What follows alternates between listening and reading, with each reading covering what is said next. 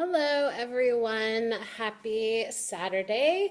Welcome to our final weekend of July, one of the last of the weekly setups for July. So, my name is Katie Gideon.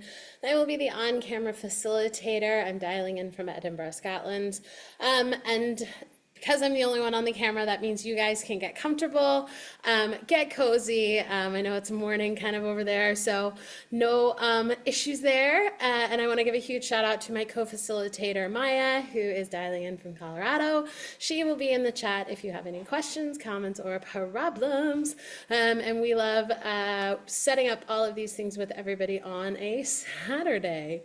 And so welcome. I already am seeing some of the names that I recognize of our returning socialers, but we also hit that kind of point as we move from a new month into a new month. We get a lot of our new folks, so welcome. Let us know in the chat if this is your first social or your first weekly setup social. We love to see those there. And then if you want to share with the larger Sonder fam in the chat, make sure that it is set to everyone. The host and panelist setting will just come to myself and Maya.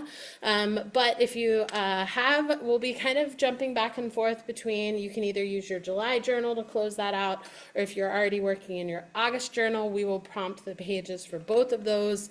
So just definitely make sure you've got something to write with. If you got sticky notes, all the journals, everything you need to get your week set up.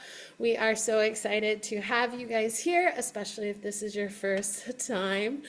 And we look forward to kind of moving forward as we wrap up July and move into potentially the new theme for the next month. So as always, please be kind and courteous to yourself and others. No promotions or spam. Respect everyone's privacy. No hate speech or bullying. Limit repetitive product and accessory questions. And then as always, though Maya and I have some information, we will redirect a lot of the customer care inquiries to our headquarters team. But you have, if any of the outstanding ones, you can always let us know and we can certainly flag them just to help out. I think it's one of the benefits of maybe also coming to a social. But then as always, Sonder Socials are a tool to help elevate your emotional health through the power of community, but you are responsible for your own emotions, well-being, and decisions. So if you've had a rough go of it, if you feel like you've kind of fallen behind a little bit, we want to embrace all of those kind of thoughts and feelings and emotions. But if you need to set up some kind of mental barriers or mental boundaries, because these socials should not be triggering, they should not be upsetting, you shouldn't be comparing yourself to anybody else in the chat. We are glad that you have come just as you are, and we want you to work on this as much as you want, because that's the other thing is with socials, a lot of the practice is going to be just kind of the cadence of, because you're going to want to work on your journal, you're going to want to look at the slides, you're going to want to read the chat, you're going to want to listen to the music. So it becomes a little bit maybe overwhelming until you figure out what you want to focus on. So if the chat is a little too much, you can mute that. If I am a little too much, you can mute me, you can mute the music, but definitely get your phone out if you want to take pictures of slides. We can always go back to slides. And at the same time, no one is judging your progress or how much work you get done in your journal. This is time that you've set aside to use for whatever you want to use it for on that self-care journal. So we are just glad that you are here. We are glad that you're going to work on what you want to focus on for your self-care journey, and we're glad that we can be a part of it. So we are continuing with this month's theme of curiosity. And for me, I got a little bit curious. I've become a big Spotify fan. A lot of it is because of creating playlists for socials like this. And so I've become a big daylist fan where it automatically populates kind of music based on what you're listening to at that time of day.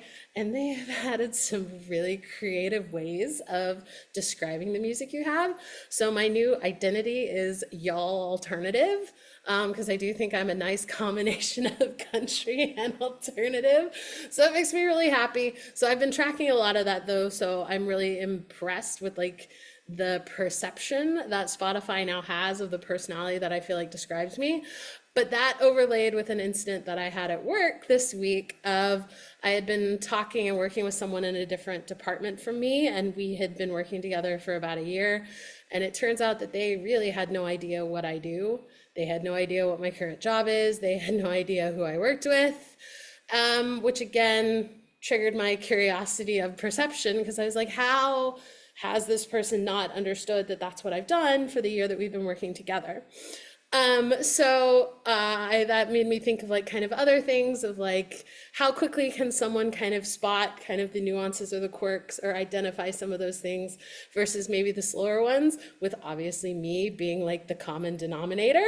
So that's where it came kind of the internal, how am I being perceived? I'm curious why some can get it right in a short amount of context clues, and others you would assume that by reading the resume, hearing me talk, all of those things, you're like, how are those pieces not come together?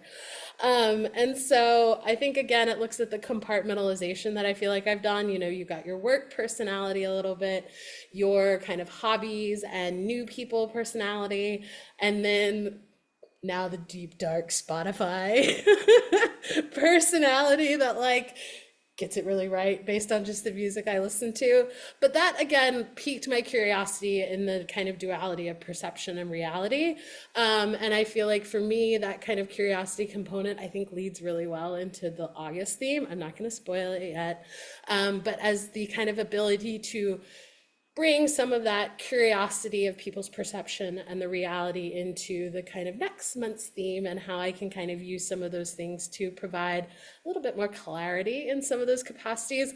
But that's just like the weird little rabbit hole that I went down this week, because a lot of it was like, am I just not speaking clearly? Are there things that just seem obvious to me and not? So it made me come back to reevaluate what's the like, 10-second, 15-second like elevator pitch of how I would describe myself, which I always think that's a fun challenge. So if you haven't thought about how to describe yourself in 30 seconds, highly recommend trying that.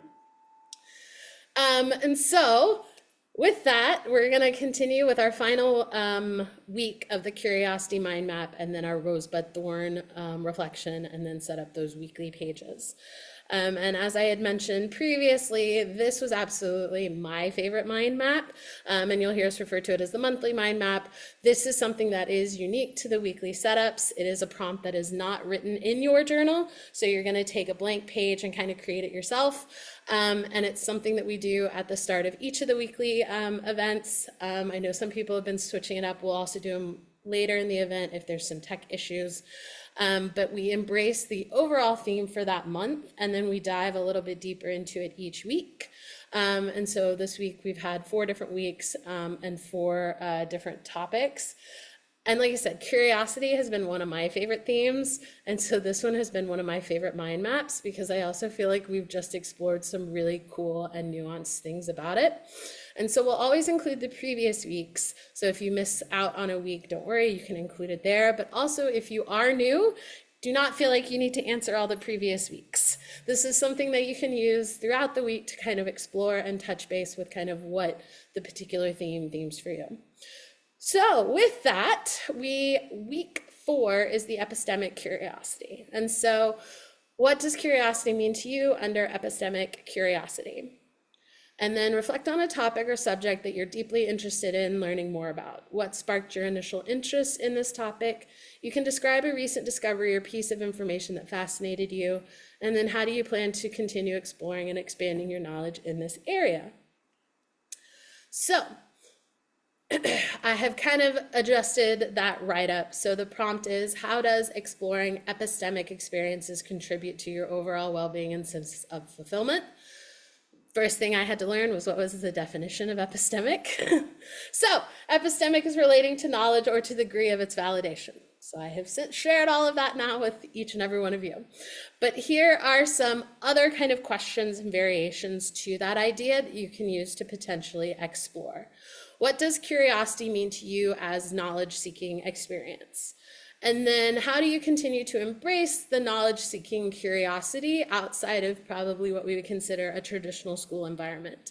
Do you go on to pursue higher level education, or do you find ways to incorporate this? Is it more kind of an on the job, or is it a, kind of a Google process? How do you continue to embrace that potentially outside of some of those more traditional education environments? And then are you one of those people that do you share what you learn with others or do you keep it to yourself? And obviously, this can be formal or informal sharing. I am one of those people that when I learn a really fun fact, the very next person I talk to is going to learn that fact too. So I am definitely a big kind of sharer. And then another kind of, I thought of a fun twist for this is if you're a part of a trivia team, what's your signature category? And then, what are you something that you're an expert in? And sure, these can be like a traditional trivia category, but these also can just be a fun way of like, I am an expert in understanding people, or I am an expert in finding like the most efficient way to do a grocery shop.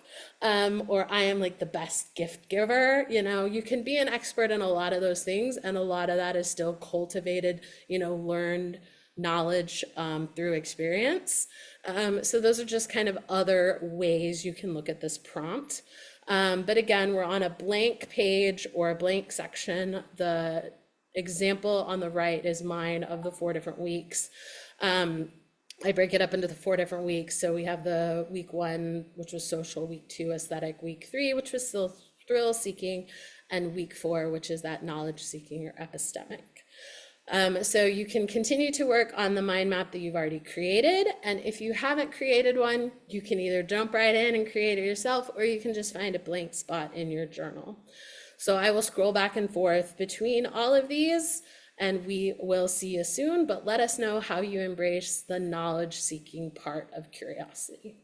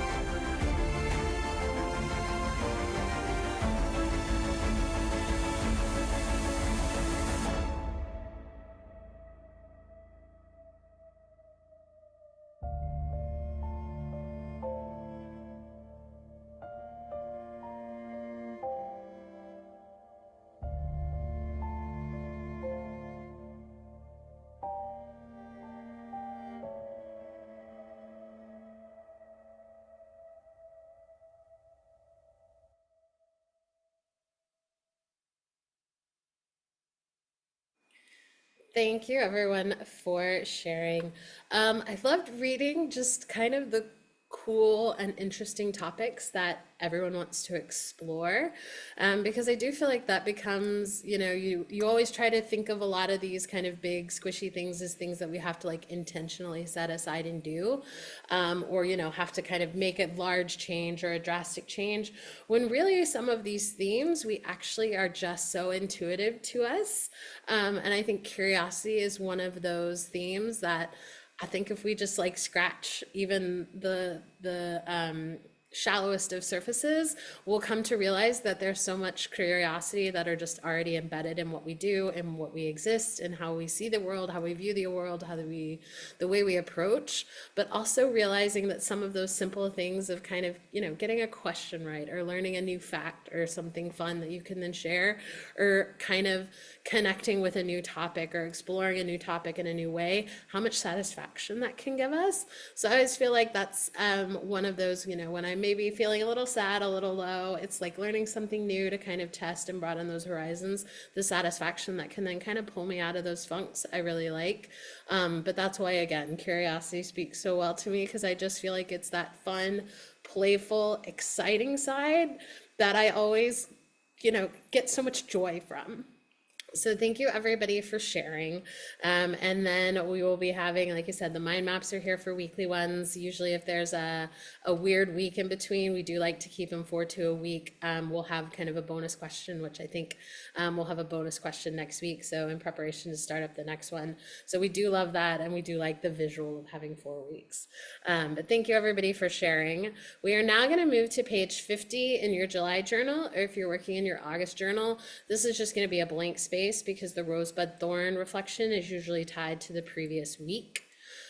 So for Rosebud Thorn, it's a really great reflection tool to see just kind of the highs and lows and everything in between with the week that you had. But just because you're acknowledging like something that was really positive or something that you're excited about, or maybe something that didn't go so well, you don't necessarily need to use those to define so much of these things. And a lot of it is, if you can't find a rose or a bud or a thorn for that week, that's okay. We just always like to challenge it because a lot of times we dwell a little bit too much on the negative. So we're always wanting to kind of add that seesaw to kind of counterbalance everything. But at the same time, like these thorns do not have to be the big, heavy things that keep you up at night. They absolutely can be if that's kind of just the experience you're having this past week. But they could also be just kind of the things that are just taking up a little bit too much room in your head, a little bit too much of a distraction. So just because we kind of frame these this way, you can absolutely extrapolate them into a different way. It's more of just the being able to see that you can have the good and you can have the bad and you can have everything in between. And we love to celebrate those goods. We love to get excited about the upcoming, and we like to provide that extra support to our Sonder fam community for some of those more challenging times.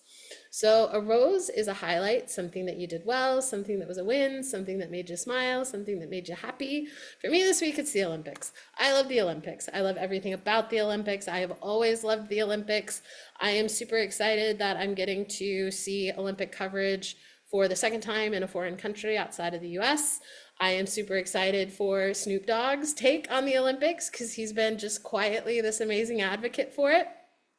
And also, I'm an Instagram fan. Leslie Jones of Saturday Night Live fan. She has a lot of profanity in her, but her takes on the Olympics are hilarious. So she is like the best recap person I have found on Instagram. But I just love all that it embraces. I'm also becoming a women's water polo fan because Flavor Flav supports them. So I love everything that the Olympics talks about, brings about. I am a sobbing, emotional mush when I watch them because I cry for whoever wins, whoever loses. I cry at all the ceremonies. It just makes me so happy. And so I think this will be definitely like the pinnacle of the roses for the next 2 weeks. So I'm thrilled.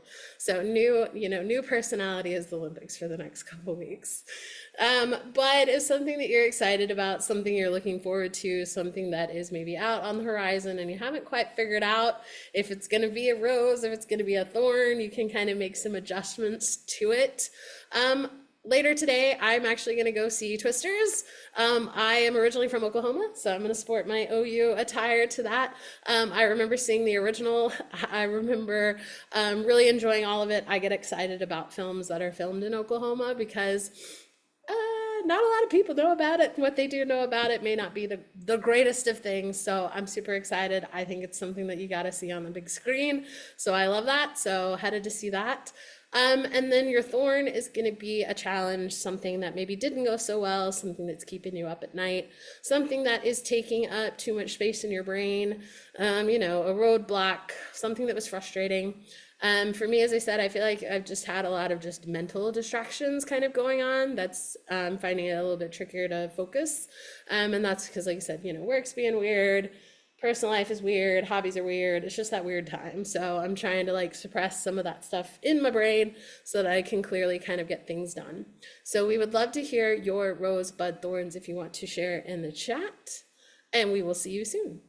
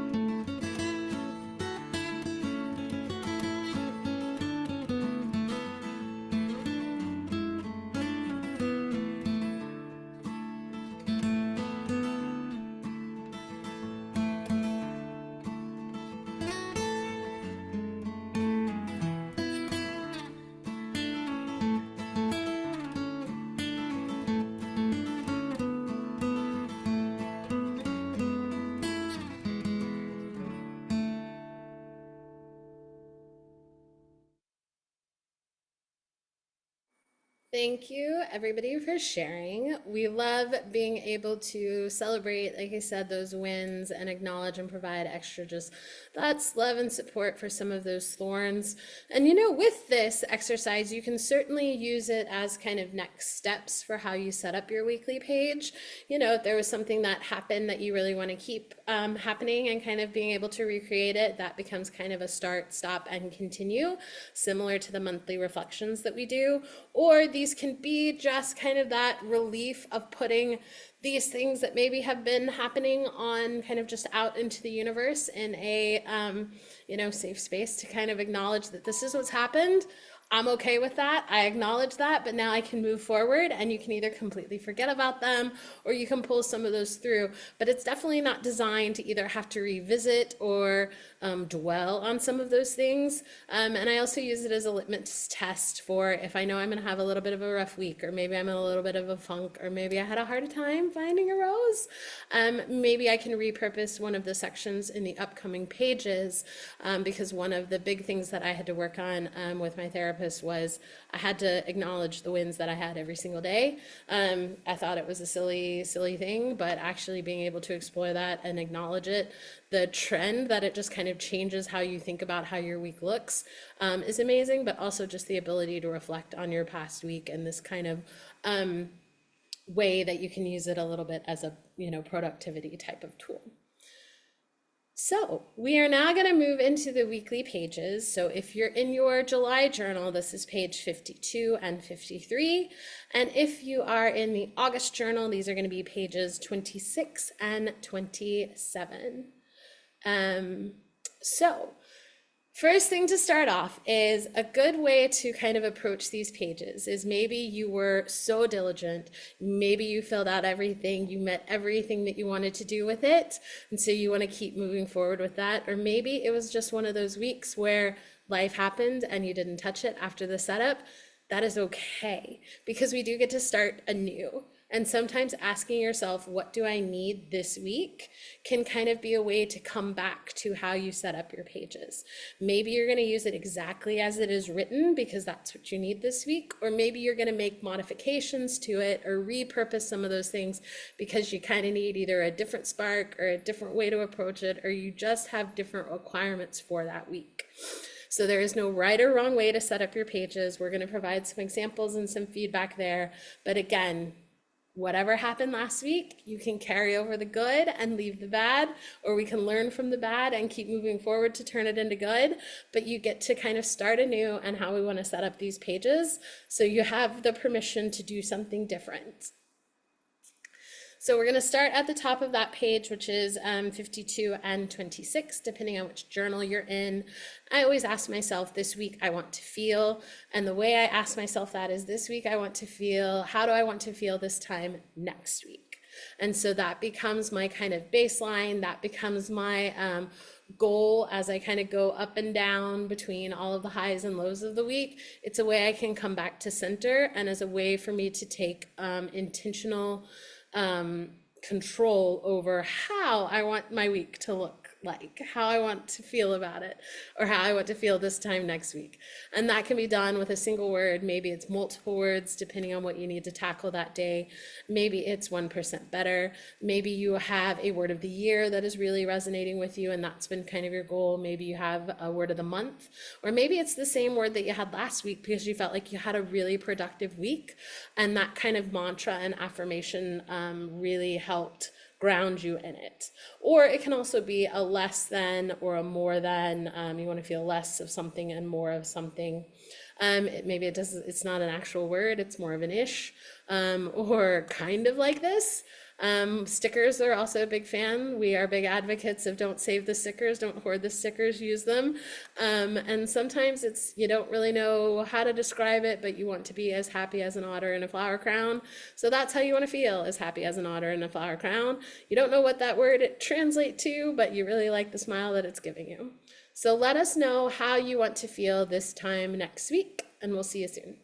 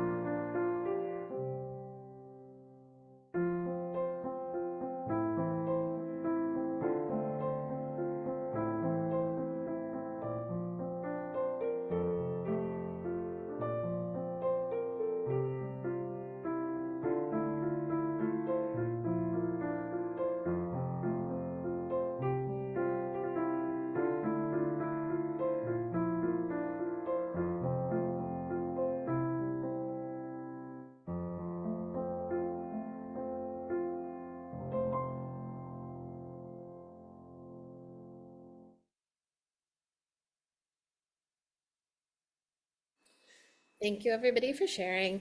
And like you said, I like the intentional optimism that this particular section can kind of help as we structure our upcoming week.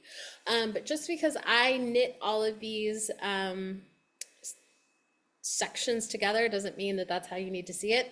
Sometimes they can absolutely be done independently based on what you have and what you need. But I have found a little bit more success in kind of connecting all of the little pieces together with kind of, for me, that final answer being, this is going to help me feel the way I want to feel this time next week. So when we look at our major three goals, this can be the major three goals, this can be minor three goals, this can be two goals, this can be one goal, this could be 8 goals. Just because it's listed as this doesn't mean that that's what it needs to be. But for me, this particular section doesn't change too much from week to week. I use this one as kind of the mental or emotional reminders that I need in order to feel the way I want to feel this time next week, while then overlaying my to-do list there. And so a couple different ways that that can be achieved is they can be just the 3 top priority things you want to get done for that week, or the 3 priority things you want to focus on, or you can break them down into different categories. So we have the professional, the mind and body, or the mind, body, and soul. There are a couple other ones on the next section that I'll get to. And again, stickers you'll see here can be a running theme. Someone wanted to feel calm, centered, and creative for the way they wanted to feel this time next week. And within that, that was they wanted the calm mind, a strong and centered body, and a creative spirit, which is how they embraced the 3 ways they wanted to feel this time next week into those 3 different goals. And then maybe it's also, we like the alliterations. So maybe you have a productive goal, a peaceful goal, a powerful goal, the frog, fun and fierce, the miracle mornings, the move and the music. You'll also see bingo boards are quite popular. I think they get talked about for sure in the Silk and Sonder app, but bingo boards are just, again, kind of that gamification of accomplishing some of these things. And at this point, you can kind of have any type of theme, any type of approach can be put in a bingo board. And sometimes it's just the way you set it up. A different visual will then provide a different response. But another way you can take those 3 categories of the mind, body, and soul is then directly correlate with those, with the to-dos that you want to do, or maybe you have your 3 goals, and then these are the to-dos that are going to help you achieve those 3 goals. They also could be the learn, leap into, and let go. A couple of these can also be your maybe stop goals. So kind of the anti-goals almost is more of, you want to stop mindless scrolling, stop eating out, stop the mindless spending. So maybe these are goals that you want to stop doing, or stop reminders. Or maybe it's a completely different version of this. Maybe this is not where you want your goals to be. Maybe this is more of a self-care routine, or your morning self-care goals is like a specific routine that you're wanting to start achieving. And then sometimes people will flip them as well, as they like the to-do list to go with the grids because it's easier to write on instead of the blank page. Or these can just be those 3 general reminders for how you want to approach this week so that you can feel the way you want to feel this time next week. So let us know how you approach these goals. Are they categories? Are they tied into your to-do list? Or are these just kind of the big 3 things you want to get done that week? We'll see you soon.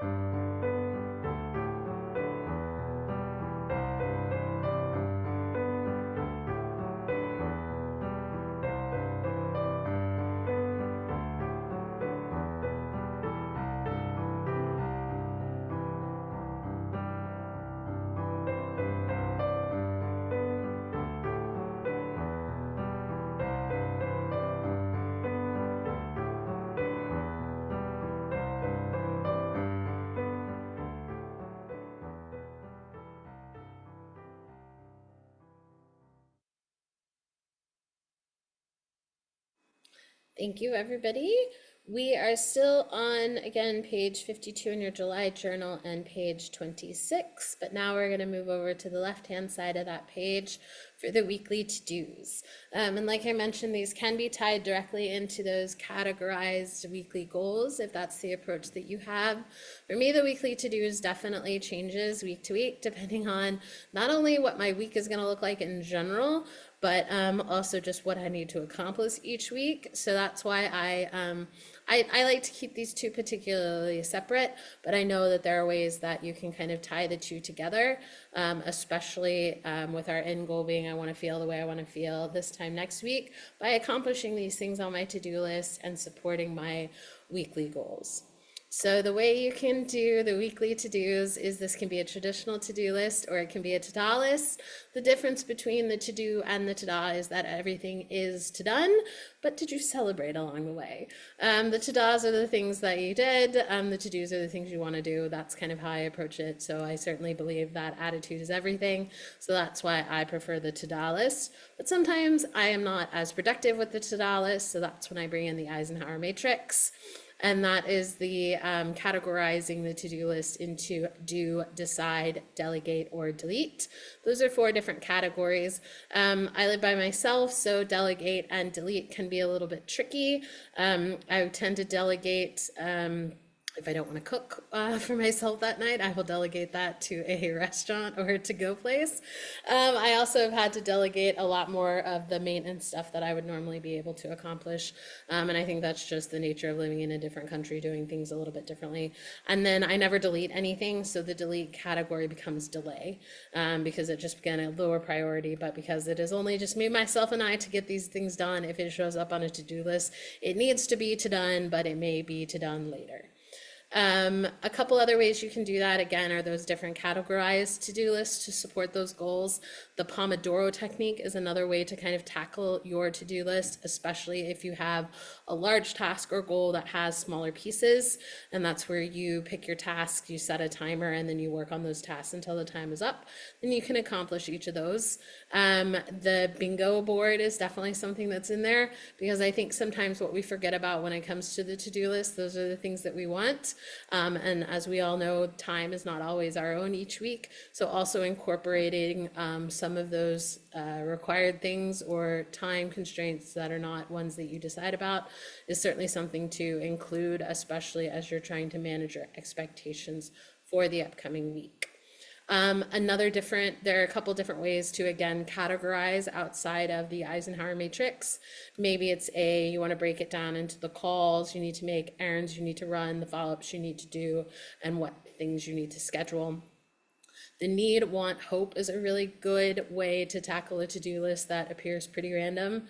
The things that you need to do, ones that you want to do, and ones that you hope to do. And then I like the idea of instead of doing this, do this instead. So the kind of don't do this list and the do this instead list as the kind of duality there. I think that's really good, especially if you just, I think that's something I may lean into a little bit this week just because I feel like I've been a little bit distracted. As I said, maybe this is where you want to track those weekly wins or the happy thoughts. Maybe this is more of your reminder of the to-be list instead of your actual to-do list because that lives elsewhere. And then another gamification component is in order to reach the top of your pyramid for the week, these are the things that you need to accomplish. A couple other things, again, of various versions of the bingo board. And again, maybe it's a not to do as kind of general reminders, or again, those weekly wins. Someone else had kind of some long-term goals that they were working on, so they decided to incorporate them into Post-it notes. So they were then able to carry some of those over from week to week. But I did find that I was getting frustrated with myself as I was carrying too many of the things over from week to week. And that's absolutely when I changed from a to-do list to an Eisenhower matrix. So sometimes I just needed to take a different look or a different approach to the to-do list so that I could get those things accomplished. So let us know how you approach this particular section, and we'll see you soon.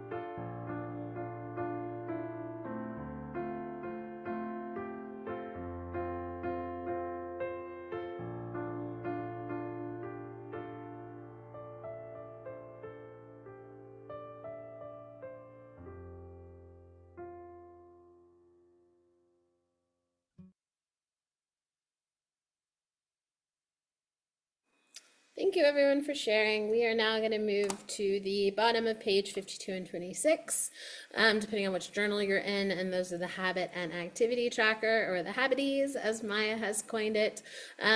These are the habits and activities that you're working on this week. Usually the way I approach it with the difference between my monthly habit and activity tracker and my weekly tracker is there are three things that I always want to do for my monthly habit and activity. Those are the three things I want to do every single day. But when I bring them over into my weekly, I will quantify them based on either the workload that I have, the weather that we're experiencing, kind of all those things. So sometimes, for example, move is one thing that I want to do every single day. And that's going to be, that can be like a specific workout. It could be the social tennis that I've been doing, or even just like my commute to and from work sometimes. So that's kind of the reality lens that I always do that. And so a couple different ways you can approach this is the 5, 4, 3, 2, 1, which is just kind of a goal you can set, or you don't have to set a goal at all. That just kinds to be a nice little structure. Maybe these are habits and activities that you want to stop. Maybe these are habits and activities that you're trying out so that they can get, elevated to the monthly habit and activity. Maybe these are just kind of the reminders to give yourself, the be kind to yourself, acceptance of yourself, get enough sleep, watch funny podcasts, dress in bright colors. Or I like the ones that throw stickers there, especially if you are maybe going on vacation, traveling, or have friends and family in town and you just want to be a little bit more present. I have absolutely just marked out this section with a big old sticker, some washi tape, and just been like, not going to do the habits and activities this week because I am going to be concentrating kind of on other things. And just because there are 5 lines listed there does not mean you need to do 5 things. Maybe you had a big bout with sickness, or you're just recovering, and so maybe your one goal that week is just to get better. So don't feel like you need to try something new every single time and have a bunch of different things, new ideas, because that can always be a little bit tricky, but that can maybe be the challenge that you need. Another thing that I do like about this setup is we know that sometimes our traditional weekdays look a little bit different than our weekends. So having the flexibility to incorporate those habities that do better on weekdays versus habities that do weekends. Or maybe you, again, don't want to track habits and activities on the weekends because you want to be more present for those type of things. And then I am a big visual fan, as I've said, so I always like to include something fun on my habit and activity tracker. So here are some really fun summer bucket list ideas if you are still working on some of those bingo boards or want to incorporate that. And then what I also loved is we embrace hygge in the winter. So why not practice some of those hygge techniques in the summer? And so that can be something as simple as candlelit evenings, a gratitude and mindfulness, embracing the light and airiness, some of that al fresco dining, savor summer sweets, and kind of make your outdoor space cozy with candles and plants, or maybe just like a sitting area inside that has a big window. Because sometimes I think we associated hygge too much with the winter and kinds of coziness, but I love the idea of also embracing it in the summer. So let us know what habities you are working on this week, and we'll see you soon.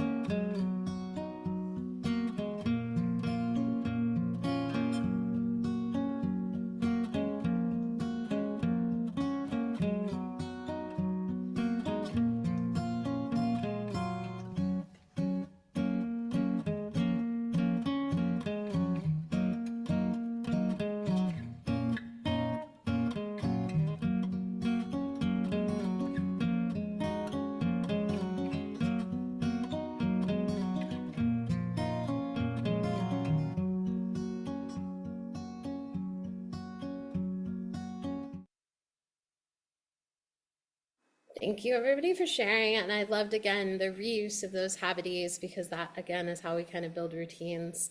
So now we're going to flip over to that next page, which is page 53 in your July journal and 27 in your August journal. I'm going to go through all of these sections and then I'll scroll back over. But the meal plan is one of those that gets repurposed often. Maybe this is your kind of one good thing. You want to track your one good thing or those roses for each day. Maybe it is the traditional meal plan. Maybe it is a real-time meal tracker or any other sort of health tracker, depending on what healthcare journey you are on. Maybe it's a meal plan for the soul. So you embrace a little bit more of those themed journal prompts. It's also a great place to include those affirmations that are listed in the journal. You can also do a clothing plan, especially if you're maybe traveling or on vacation or work travel. I've used it for that. We have some amazingly creative people, so they write a different haiku each day, or maybe it's just embracing a word of the day, and you can either pick that ahead of time as something you want to kind of focus on of me, how did you show peace that day, or maybe it's a way to kind of describe your day and reflect a little bit more. Maybe your mind and body health plan is another one of those that can be repurposed. Maybe it's the reminders. I like the asking yourself, what do you feel? And therefore, this is what you need.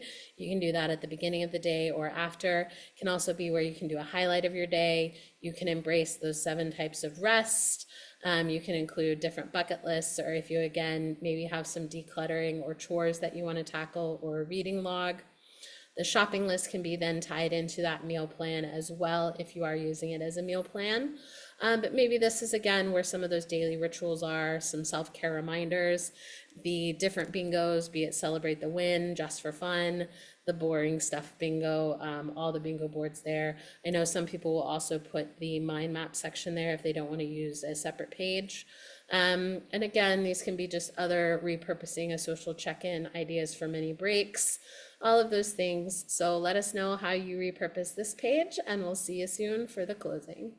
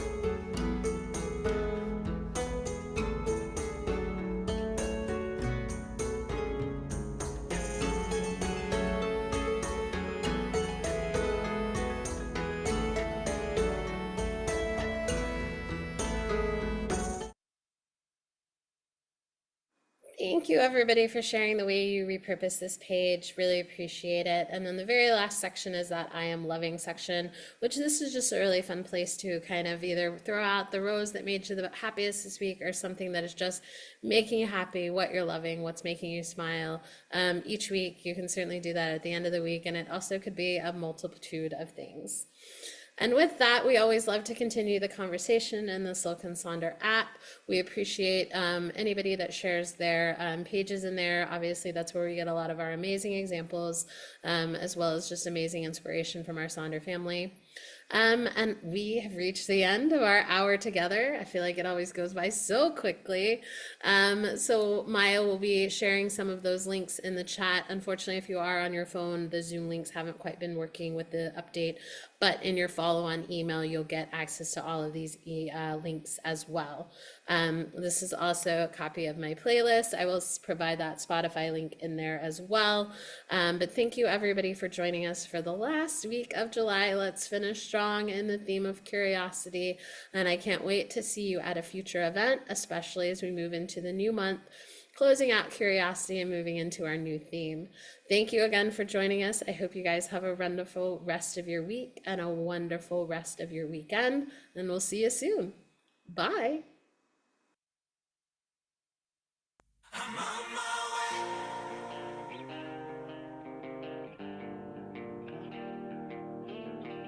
These walls, these streets, this sidewalk.